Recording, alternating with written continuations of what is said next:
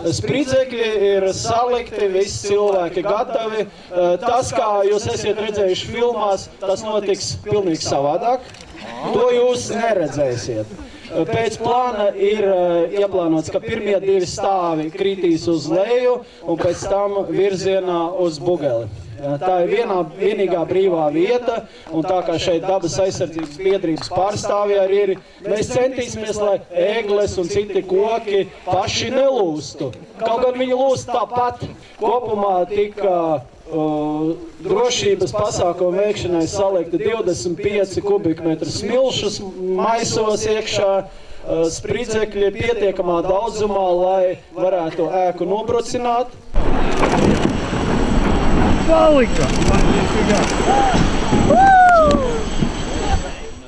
Tornis, ko mēs esam paredzējuši uzbūvēt, tam vēl nav īstas aprises. Mēs gaidām labus priekšlikumus, jo tas nav svarīgi tikai mums. Te jāiesaistās visiem ar labām idejām, bet svarīgi, ka mēs esam atraduši resursus, lai šo torni uzbūvētu šeit.